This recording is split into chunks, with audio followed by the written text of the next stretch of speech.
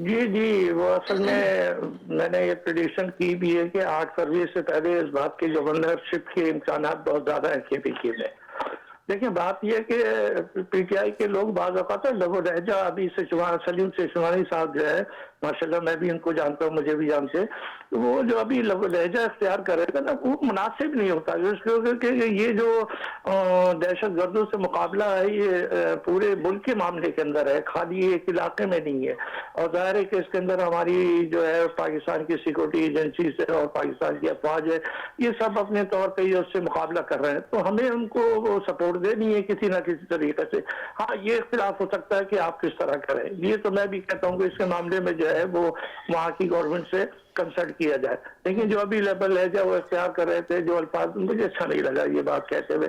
तो मैं कहता हूँ कि हर आदमी को ना ये नहीं सोचना चाहिए कि आप आज पॉलिटिकल पावर में आपको बैक है तो आप इस तरह के अल्फाज से, एक इदारा है, इदारे की रेस्पेक्ट को रेस्पेक्ट के अंदाज में देखना है। हमारा इदारे से तो कोई इख्तिलाफ ना था, ना है, ना होगा कभी भी। हाँ, जब आपका नेशनल बना हुआ है सिक्योरिटी सिस्टम का, उसको फॉलो करें, बेहतरीन तरकीब सर है। अपनी प्रेडिक्शन पे आइए सर, आप इतनी स्ट्रॉन्ग प्रेडिक्शन आप कह रहे हैं कि जी 8 फरवरी के इनके जो एहतजाज होने वाला है उससे पहले गवर्नर राज लग जाएगा केपी में। हाँ, इसके इम्कानात मुझे इसलिए नजर आ रहे हैं कि देखिए ना, पाकिस्तान के अंदर जो हालात है, इसके ऊपर जो मनसूबा साज है वो दोनों तरफ काम कर रहे हैं। एक पार्टी ये काम कर रही है कि किसी सूरत से जनाब पीटीआई के साथ मुज़ाकरात हो जाए, कोई नतीजा खेज बात नहीं कराए। दूसरी पार्टी ये इंतजार कि अगर ये नाकाम हो गए और ये मुज़ाकरात ना हुए तो हमें क्या करना है। तो जो हमें क्या करना है उसके अंदर मैं समझता हूँ ये गवर्नरशिप का चांस बहुत ज्यादा है। और उसके बाद क्या होगा ये तो बेहतर अल्लाह जानता है, उसके बाद क्या होगा। कोई और प्रेडिक्शंस आ रही हैं आपके पास 2026 में इसके अलावा जो आप बता रहे हैं?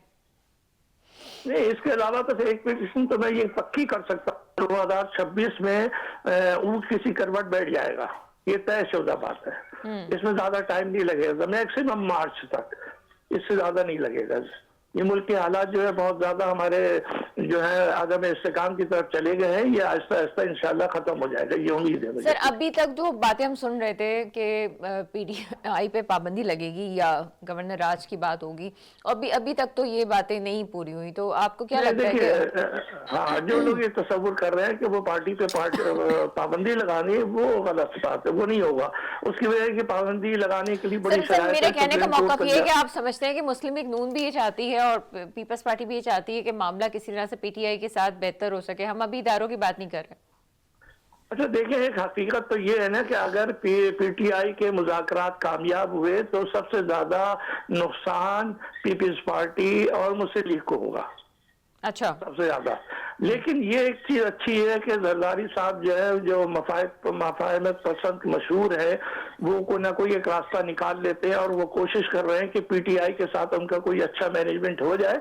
और वही मैं समझता हूँ कि बेहतर फार्मूला वही है जिस फार्मूले पे मुस्लिम लीग से तय हुआ, उसकी जगह मुस्लिम लीग की जगह पीटीआई से वही फार्मूला तय कर ले पीपल्स पार्टी और अपना काम कर सकती है। सर वो तो करने के लिए तैयार थी, पीटीआई ने खुद वो फार्मूला तय नहीं किया। पीपल्स पार्टी तो चाहती थी कि ये हो जाए, लेकिन पीटीआई ने नहीं माना।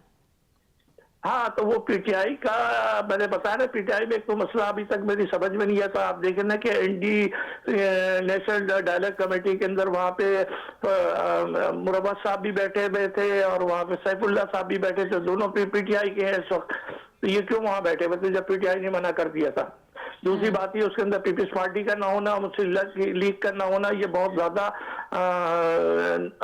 नुकसानदेह बात है। इनको होना चाहिए था, इनको बैठना चाहिए था इसके अंदर। कौमी डायलॉग पे जब बात हो रही थी, कौमी डायलॉग पे इन लोगों को आना चाहिए। तो बात यह कि असल में तो तयशुदा बात है कि अब लड़ाई जो है वो मुझे लगता है शख्सियत की लड़ाई नहीं है, ये एक सिस्टम की लड़ाई है। तो सर पीटीआई के अंदरूनी इख्तिलाफात के बारे में क्या कहेंगे? वो भी तो ऊंट किसी करवट नहीं बैठ रहा है, उस पर क्या होगा? नहीं, वो देखिए मैं समझता हूँ, जो मुझे इशारे थोड़े बहुत अंदाजा हो रहा है कि आज जो बुशरा बीबी की मुलाकात 45 मिनट करवाई गई है, इसमें ये नेशनल डायलॉग वालों का पीछे से सपोर्ट है। ये चाह रहे हैं कि उनको बीच में डाल के, क्योंकि वही एक गारंटर बन सकती है इमरान खान के दरमियान, इसलिए उनको बीच में लाया जा रहा है और मुझे लगता है कि ये मामला किसी हद तक कामयाब हो जाएगा। सर मुझे एक और सवाल का जवाब दीजिएगा, कौमी सलामती के हवाले से कितने और मजीद सख्त फैसले हो सकते हैं? क्या नजर आ रहा है आपको, क्या देख रहे हैं आप? जरा प्लीज दोबारा बोलिए, क्लियर नहीं आ रही थी आवाज। दोबारा बोल दें दोबारा। सर मैं आपसे पूछना चाह रही हूँ कि कौमी सलामती के हवाले से मजीद कितने सख्त फैसले आप देख रहे हैं कि हो सकते हैं? देखिए, कौमी सलामती का मामला तो जाहिर है कि ये, एक तो मैं ये कहता हूँ कि सारे मामलात में पॉलिटिकल जो पार्टीज है ना उनको किरदार अदा करना चाहिए। ठीक है। वो खामोश होकर क्यों बैठ गई? हुकूमत वो कर रहे हैं, प्राइम मिनिस्टर जो है मौजूद है, वजीर खारजा मौजूद है, वजीर दाखिला मौजूद है, वजीर दिफा मौजूद है, सदर पर मौजूद है, ये सब बैठे, ये लोग बैठ के सिंसियरिटी के साथ बैठे काम करें। ये करना ही नहीं चाहते जहां तक मैं समझ रहा हूँ। तो वही वाली बात है कि ये सोचते हैं कि अगर बातचीत कामयाब हो गई तो सिस्टम को हटाना पड़ेगा, दूसरा सिस्टम लाना पड़ेगा, इलेक्शन कराना पड़ेगा, ये सब चीजें हैं। तो बहरहाल आज नहीं तो कल इनको इलेक्शन कराने, इनके पास कोई रास्ता नहीं है, सीधी बात है। इतना तो हुआ है कि पीटीआई का मसलम जो पॉलिटिकल तौर पे ना ज्यादा मजबूत हो गई है पहले के मुकाबले में, ये फायदा हुआ है इस वक्त। अच्छा